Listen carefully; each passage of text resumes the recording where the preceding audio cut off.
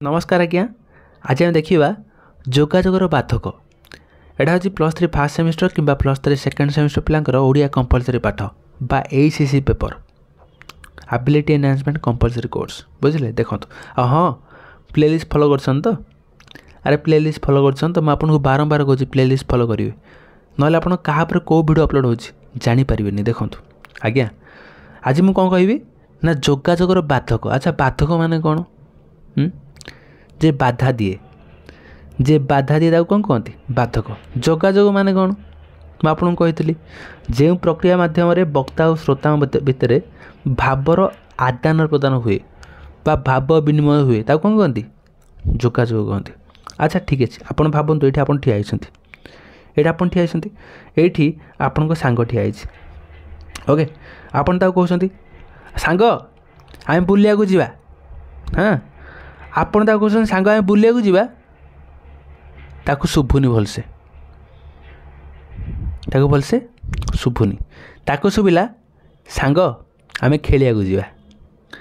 आपन कहते बुलिया जा ताकू शुभुची खेलिया जा। बुझे बुझुँ मो कथा शुणु आपन कहते सांग आम बुलिया जा ताकू सब सांग आम खेलिया जा। ताले अरे नाई मोर इच्छा ना मुझे खेलिनी आपड़ भाई कौन पागल ना कहे मुझे कहूँ बुलिया जा से कहूँ खेलिनी बोली हे भगवान। ताले ये देखो जोगाजोग गोटे सफल दिगरे गतिगला। अरे जोगाजोगटा गोटे सफल दिगरे गतिगला कि गतिगला आज्ञा तार बहुत सारा कारण अच्छी माने आपन भावुवे ये आपण को जोगाजोग भल से रक्षा हो पार बोली किंतु रक्षा हो पारनी। कहीं रक्षा हो पारनी आपण को जो मनर भावटा जन पाखे कहीं सठिक दिगरे पहुँची पारनी कौन पाई। आज मैं आपको सब कथा कहि मन ध्यान दे शुणु आज्ञा। देखो प्रथम कथा हूँ देखो लिखाई जी जड़े अन्य जन सहित संपर्क स्थापनार प्रक्रिया हूँ जोगाजोग। ओबियसली जोगाजोग खास कर स्थान काल पात्र विशेष व्यक्तिगत पारिवारिक हम सेमती सामाजिक व्यावसायिक इत्यादि विभिन्न प्रकार होता है। अनेक समय जोगाजोग प्रक्रिया विभिन्न कारण जो विभिन्न प्रकार प्रतिबंधक सृष्टि हुए बुझे। ताल कौन कौन देखो मैं आपको बर्तमान देखी जोगाजोगर बाधक देखा मन रखिए। जोगाजोगर बाधक हो 4 प्रकार कौन कौन जोगाजोग बाधक केते प्रकार 4 प्रकार कौन कौन देखो गोटे हूँ प्रक्रियागत बाधक मन रखिए। प्रथम हूँ प्रक्रियागत बाधक फास्ट तापर भौतिक बाधक थर्ड हूँ मनस्तात्विक बाधक तापर हूँ भाषार्थ विषयक बाधक है। ताला आमे देखो आमे सबूराक पूरा बहुत भलसे बुझिया टेंशन नियंतुनी। अच्छा मु आपन गोटे काम करछि ओभराली बुझाई दूछि एटा आपन को ऑलरेडी बही देखे पढ़ेबी टेंशन नियंतुनी सब कहबी गोटे पर गोटे पूरा पानी भलिया बुझाई पई चेष्टा करिवि बुझिले किंतु आपन को प्रथम ओभराली बुझाई दूछि देखो आराम से इजी लगे। देखो अच्छा जो लिखाई प्रक्रियागत बाधक माने कौन प्रक्रिया माने कौन प्रोसेसिंग कहना गोटे प्रक्रिया चलती गोटे प्रोसेसिंग चलती माने आपन गोटे कथाटे कहे एले आपन सांग को कहतु कि जेकोसी गोटे लोक को कहतु ता मुंडे पशिबनी से कथाटी। सार एले पाठ पढ़ाऊँ ठीक अच्छे सार एले आपन गणित पढ़ाऊँ आपण मुंडे कौन पशुची सब पाठ कौन पशि आउची कि ना पशुनी। गणित पाठ प्रायतः अधिकांश पिला कष्ट लगे। हाँ सारे आप गोटे पाठ पचारिदेवे गणितर आप सागे सागे करदेवे सबू पिला सामान कि ना कौन। अरे सबू पिला माइंड कौन सामान। हाँ तेणुक जदि आपड़ से समय माने ठीक ठाक भाव कले जदि आप गणितटा ठीक ठाक करदे ताले सार कहे ना गोटे ब्रिलियंट पिलाटे तू बढ़िया पाठ पढ़ुଛୁ रे आ बोबालियाट काम तुमर प्रिय पात्र ऐसा न देखो आज्ञा ताले एठी आपण सार कथा को बुझी पारछंती ठीक ठाक प्रोसेसिंग है माइंड रे आपण से गणित पूरा फास्ट हो गले बुझी पारछन तो ठीक सेमती आपण हेले गोटे कथाटे कहिबे जदि अन्य लोक ताको भलसे बुझी पारिबोनी ता माइंड रे प्रोसेसिंग होबनी से कौन भाबिबो से गोटे अलग कथाटे भाबिदेव आपण आ कहले ताको का शुभिबो ताले से समय को जोगाजोग रक्षा हो पारिबो। अरे से समय को आप जोगाजोग स्थापन करेंगे ना करेंगे करेंगे कि सफल जोगाजोग आप स्थापन करेंगे कहीं आप भावे सी मत मो कथा तो सी शुणुनी सी तो मत भलसे सी मोर माने देखा रखा करूनी कि मो कथा से शुणुनी मुझे गोटे कथा कहले से आ गोटे कथा बुझुची मोर कौन दरकार ता कथा हाँ आपन खास कर आपन भाव विनिमय करेंगे ये सुन ताले ये जो बाधक एटा हूँ प्रक्रियागत बाधक क्लीयर तापर आसला भौतिक बाधक भौतिक माने कौन भूतर जहाँ जात हो जहाँ भूतर जात हो कहते भौतिक फॉर एग्जांपल देखो माटी पानी पवन हाँ जहाँ भी किसी अच्छे माने बाहर माने प्राकृतिक परिवेश जहाँ भी किसी घटू जेटा हूँ भौतिक बुझे अच्छा ये आप भावतु ये आप सांग हाथ में कथा होती बाहर प्रबल जोर पवन हो प्रबल जोर पवन हो आपन हाथ में कथा हो पारे गोटे इम्पोर्टाट कथा आपन कहार अच्छे पवन बहुत जोर कि ना आप भावतु माने साउंड बहुत जोर हो प्रबल जोर साउंड हो आप कहते सांग साउंड दियो सब दियो भांग नड़िया भांग ताको एम सब दियो बुझे बुझीपार तो ये भौतिक बाधक सृष्टि है आर भौतिक बाधक सृष्टि है तो एमती जोगाजोग स्थापन हो पार क्लीयर तापर आसला मनस्तात्विक बाधक माने कौन हेल्ला आपण परिवार रे सपोज क्या गोटे जोगाजोग स्थापन कर माने जहाँ आप भावतु आप सांग हो बुझे जोगाजोग स्थापन कर आपण मनटा दुख अच्छे कि आप रागिक अच्छा पूरा शहे रागिक अच्छा पूरा टिंगा हो बुझे तो एमती आप रागिंट जे मैंने कहले न सर सी आप कहते गोटे कथाटे कहते आ सांग चल बुलिया जा आप रे चुप बुलिया ना कार को मन गोटे मुड अच्छी कहला ना बुलिया जा पड़ा आड़े एवं बुला बोली किसी ना मन भल ना पड़ा आड़े कौन जोगाजोग स्थापन करेंगे अरे आप जोगाजोग स्थापन करेंगे कि एटा हे मनस्तात्विक बाधक बुझंतु तापर आसला भावार्थ विषयक बाधक सॉरी भाषार्थ बुझे भाषार्थ विषयक बाधक माने भाषा को लेकिन ये जोगाजोग स्थापन माने आप देखो आपड़ कथा होती कौन ओडिया कथा होती गोटे लोकटे एक्चुअली ओडिया बुझीपारनी सी तेलुगु बुझुची कि ना सी इंग्लीश भाषा बुझुची फरेन लोकटा ना अच्छा जदि सी ओडिया बुझीपारनी आप हाथ में कौन जोगाजोग स्थापन करेंगे आपको इंग्लीश आसुन ना आपको तो तेलुगु तो आसुन ना आप केमी जोगाजोग स्थापन करेंगे करेंगे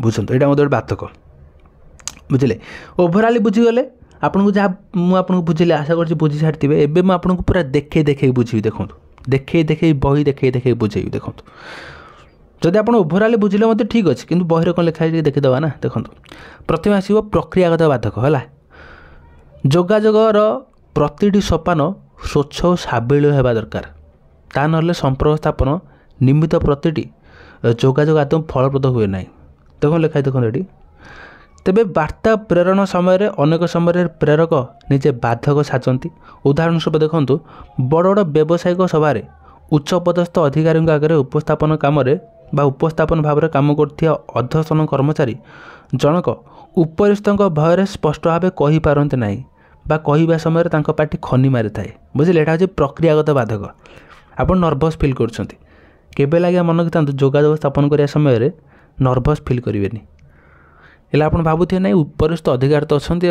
कौन कहि सारे काल पार्टी फाटी करदे कि बापा लो बो लो बुढ़ा पार्टी कर लो मोर पिले पानी हो गलानी लो बो लो बुझीपार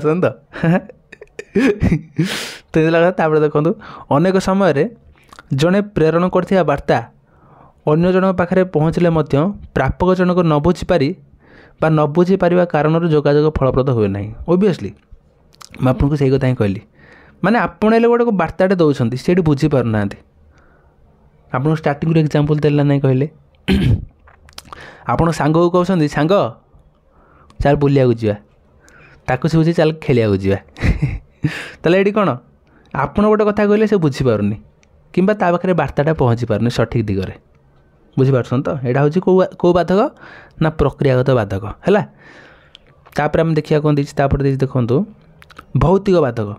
भौतिक बाधक मुझे आपको कहली दूरता हो कि ना वर्षा हो कि ना इंटरनेट प्रोब्लेम हो यहाँ हूँ गोटे भौतिक बाधक देख लिखाई ये समस्त प्रकार भौतिक पदार्थ भौतिक बाधकर अंतर्भुक्त गोटे स्थान अन्य स्थान दूरता टेलीफोन करने समय सिग्नाल असुविधा सेमती इंटरनेट व्यवहार करने समय नेटवर्क असुविधा तापर गोटे छात तल लोक पृथक करने ଉଦ୍ଦିଷ୍ଟ କାନ୍ଥ ବେଳେବେଳେ ଆପଣ ଦେଖିଥିବେ ଗୋଟେ କାନ୍ଥଟେ ପକାଇ ଦେଇଥିବେ। କାନ୍ଥ ପକାଇଲେ କ'ଣ ଆପଣଙ୍କ କଥାଟା ଆରପଟୁ କ'ଣ ଶୁଭିବ କି? ଶୁଭିବନି ନା। ଆପଣଙ୍କ କଥା କହିବେ ଆଉ ଭାଇ ଭଲ ଅଛ, କାନ୍ଥ ତ ପଇଲା ଆଉ ତାକୁ କ'ଣ ଶୁଭିବ? ତାକୁ କ'ଣ ଶୁଭିବ କି? ଶୁଭିବନି। ଏଇଟା ମଧ୍ୟ ଗୋଟେ ବାଧକ, ଏଇଟା ହେଉଛି ଭୌତିକ ବାଧକ। ମାନେ ଆପଣ ଭାବନ୍ତୁ ଆପଣ କାମ କଲା ସମୟରେ ଯାହା ବି କିଛି ପ୍ରାକୃତିକ ଘଟଣା ଘଟୁଛି, ଆଶ୍ଚର୍ଯ୍ୟ ଘଟଣା ଘଟୁଛି କିମ୍ବା ଗୋଟେ ଭୌତିକ ପଦାର୍ଥ ଭିତ୍ତିକ ଘଟଣା ଘଟୁଛି, ଯାହାଫଳରେ ଆପଣଙ୍କ ଏଇଟା ବାଧା ସୃଷ୍ଟି ହେଉଛି ଯୋଗାଯୋଗରେ, ଏଇଟା ହେଉଛି ଭୌତିକ ବାଧକ ହେଲା। ତ ଏମିତି ହେଲା କଥା। ତାପରେ ଆସିଲା ଭାଷାର୍ଥ ବିଷୟକ ବାଧକ। ଏଇଟା ଟିକେ ଦେଇଛି, ମାନେ ଏଇଟା 4 ନମ୍ବରଟା ଆକ୍ଚୁଆଲି 3 ନମ୍ବର ଦେଇଛି। ଦେଖନ୍ତୁ ଭାଷାର୍ଥ ବିଷୟକ ମାନେ ମୁଁ ଆପଣଙ୍କୁ ଷ୍ଟାର୍ଟିଂରୁ ମଧ୍ୟ କହିଲି ଆପଣଙ୍କ ଭାଷାକୁ ଏଠି ଅନ୍ୟ ଜଣେ ବୁଝିପାରିବନି। ଦେଖନ୍ତୁ ଲେଖା ହେଇ ଦେଖନ୍ତୁ ଏଠି ଉଦାହରଣ ସ୍ୱରୂପ କମ୍ପ୍ୟୁଟର ବ୍ୟବହାର କରୁଥିବା ଜଣେ ଲୋକ ପାଖରେ ମାଉସ୍ର ଅର୍ଥ ମୂଷା ଛଡ଼ା ଅନ୍ୟ କିଛି ଅର୍ଥ ନାହିଁ। ଓବିୟସ୍ଲି ଆରେ ଆପଣ ଏଠି କମ୍ପ୍ୟୁଟର ବ୍ୟବହାର କରୁଛନ୍ତି, କମ୍ପ୍ୟୁଟର କେଉଁ ପାର୍ଟ ଅଛି, କେଉଁ ପାର୍ଟରେ ଆପଣ କାମ କରି ଆପଣ ଜାଣିଛନ୍ତି? କିବୋର୍ଡ଼ ଧରିବେ, ମନିଟର ଅଛି, ପ୍ରିଣ୍ଟର ଅଛି, ମାଉସ୍ ଅଛି, ଏସବୁ ଜିନିଷ ଅଛି।